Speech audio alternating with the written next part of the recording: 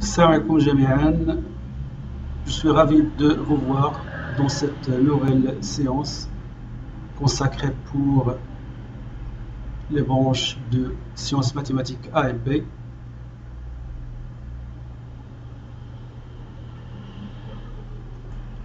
Aujourd'hui, on va corriger l'exercice numéro 4 de l'examen national 2015, session rattrapage, étude des fonctions et suites implicites. Alors maintenant, on passe à l'énoncé. Alors, soit n un entier naturel, non nul. Alors, on considère la fonction fn définie sur R par cette expression. Et c'est de n la courbe représentative de fn dans un repère orthonormé, OIG. Alors, premièrement, petit a. Alors, une demande calculée en plus l'infini f limite de fn de x. Bien sûr, et en moins l'infini. Bien sûr, là, donc c'est x tend vers plus l'infini, c'est la même chose ici. Puis interpréter géométriquement les deux résultats obtenus. Alors, comme vous le voyez ici, alors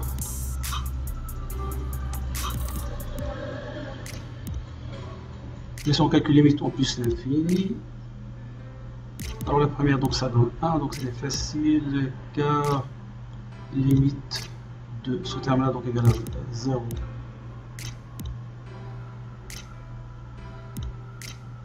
Ils sont plus l'infini. Alors on peut conclure que c'est le n, une asymptote horizontale d'équation égale à 1, ou plus l'infini. Alors pour limite au moins l'infini de fn de x, donc égale à 0, car la limite de ce terme-là, donc égale à plus l'infini. C'est bon, donc c'est facile cette question. Alors c'est de n admis une asymptote horizontale d'équation égale à 0, moins l'infini. Alors c'est-à-dire c'est l'axe OX. Alors, on passe à la question suivante. Alors, petit p montrer que la fonction fn est dérivable sur R, puis calculer sa dérivée pour tout x appartenant à R. Alors, fn, normalement, c'est une composée de fonctions dérivables. Alors, soit la première, c'est la fonction u, qui est x avec 1 plus ainsi de suite, donc est dérivable sur R. Et cette fonction est différente de 0 pour tout x appartenant à R. Alors son inverse est dérivable sur R. Ok, alors le calcul de la dérivée, donc, alors qu'on voit ici, donc égal à ce terme. Alors petit c, il nous demande de montrer que fn est strictement croissant sur R. Alors on peut l'individualiser facilement. Alors pour tout x appartenant à R, on a f' de x supérieur strictement à 0, car ce terme est positif, et c'est la même chose pour le deuxième, il est strictement positif.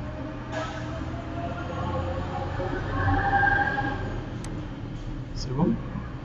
Alors, par suite, fn est strictement croissant sur R. Alors, deuxièmement, petit a, montrer que le point IN de coordonnées n 1 sur 2 est un centre de symétrie de la courbe Cn. Alors là, il suffit de calculer Fn, bien sûr, la première chose à vérifier, c'est pour tout x appartenant à R, alors 2n moins x est aussi dans R, et après on calcule Fn de 2n moins x plus Fn de x, et on doit le montrer égal à 2 fois 1 sur 2. C'est bon? Alors là, juste une méthode pour se rappeler de la propriété, donc si vous voulez. Alors comme vous le voyez, donc le centre c'est n. C'est bon, là c'est x. Et cette valeur là c'est 2n moins x. C'est-à-dire n plus cette longueur là. Et cette longueur là c'est n moins x. C'est-à-dire on va la rajouter à n, ça va nous donner 2n moins x. C'est bon? Bien sûr, c'est pour cela donc on a intérêt à calculer fn de 2n moins x plus. C'est bon? Alors comme vous le voyez ici, alors là j'ai multiplié le numérateur et le dénominateur par la même valeur. C'est bon? Alors, d'où le résultat donc égal à 1 et 1 égale à 2 fois n demi. Alors, I de coordonnées n 1 sur 2 et le centre symétrique de la courbe c'est Fn. Alors pour la construction de C de 1, donc je dois préparer mon terrain. Alors on a la première asymptote, comme vous le voyez ici, première asymptote horizontale en plus infini et l'autre horizontale au moins l'infini. Et le point I1, donc coordonnées 1, 1 demi, c'est bon, c'est le centre symétrique. Alors la courbe sera de cette façon.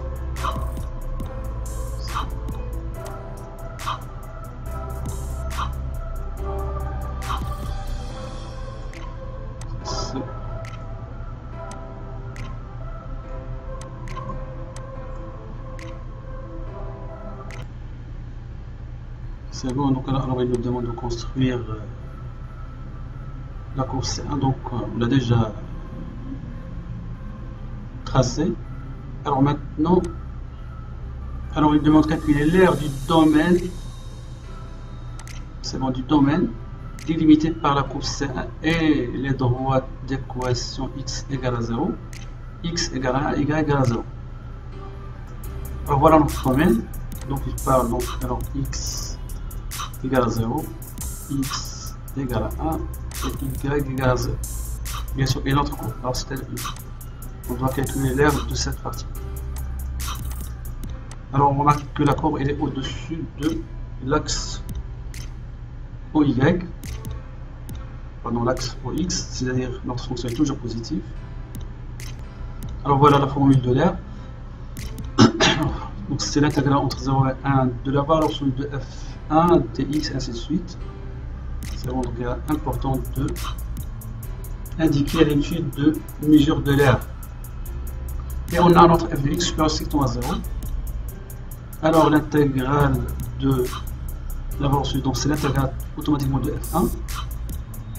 Alors on doit multiplier, bon, on a juste une technique, bien sûr il existe plusieurs techniques. On va multiplier le numérateur et le dénominateur par la même valeur, alors comme vous le voyez ici. Alors là comme si on a donc plus 1 prime, c'est bon, fois 2 sur 3. C'est bon. Donc c'est la fonction primitive, donc c'est 2 sur 3, ln de 1 plus ainsi de suite. C'est bon, on remplace et donc on a l'aire de monde.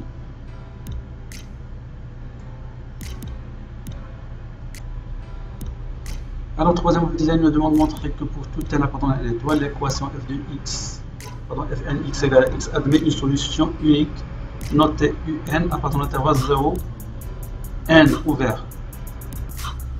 Alors soit n appartenant à l'étoile et x dans R.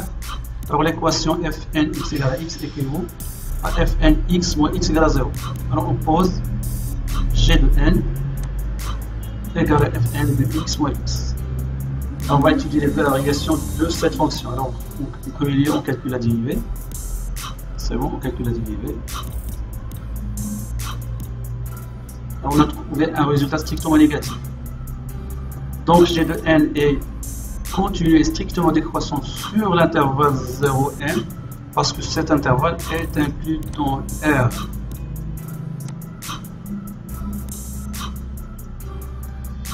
C'est bon. Et la dérivée, bien sûr, donc on a déjà démontré qu'elle est strictement négative, donc la fonction gn c'est strictement décroissant sur l'intervalle 0n, comme on a dit, avec l'intervalle appartenant à est inclus dans R. Et on calcule g de 0, donc égal à ce résultat, c'est strictement positif, c'est bon. Et le deuxième, il est inférieur strictement à 0. Donc d'après le théorème des valeurs intermédiaires, l'équation g de 1 de x égale à 0 admet une solution unique U1 de l'intervalle ouvert 0 n. Alors maintenant,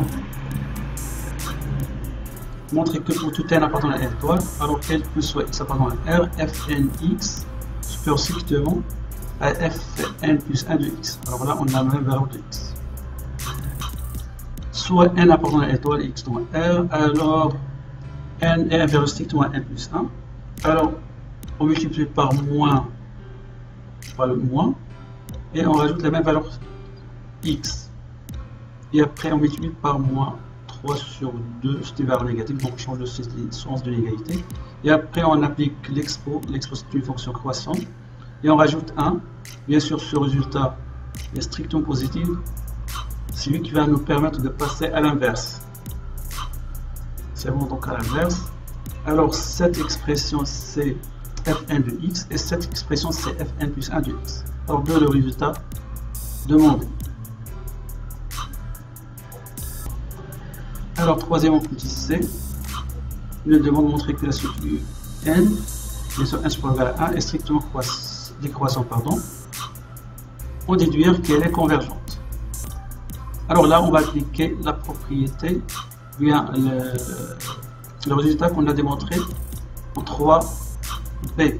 Alors, on sait que un et un plus 1 sont de R. Alors, fn plus 1 de U1 plus 1 et U1 plus 1, c'est bon.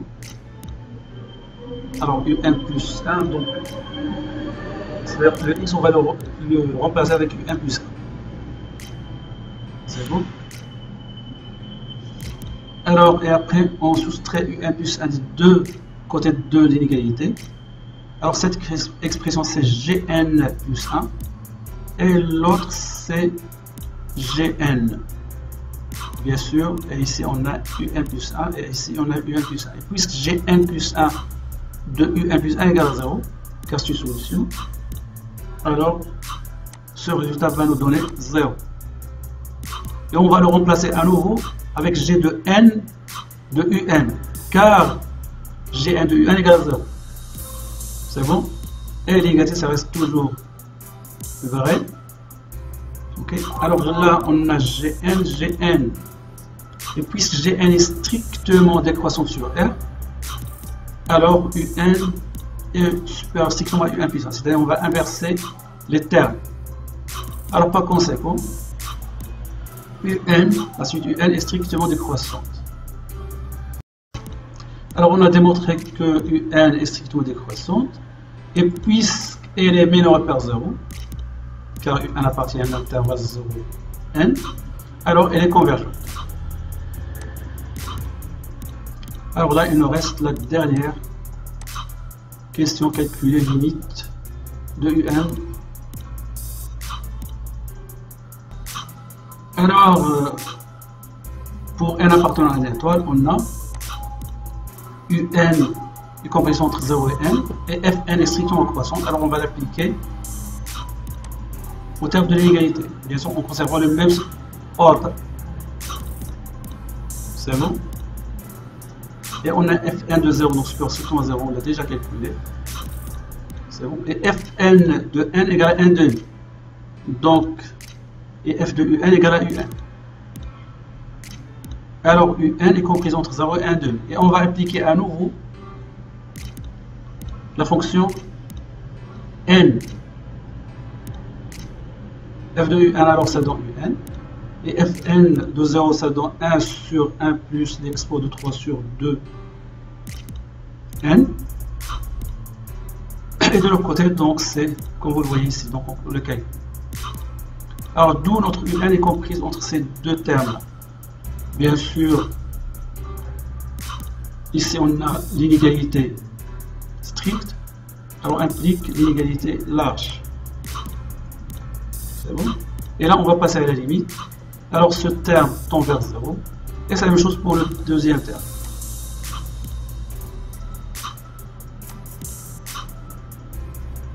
Ok, donc d'après le théorème des gendarmes, alors limite en plus infini de 1 égale à 0. Alors car, comme vous le voyez ici, donc c'est l'expo de 3 sur 2 n égale à cette limite là égale à plus infini. Et c'est fini. Et à la prochaine.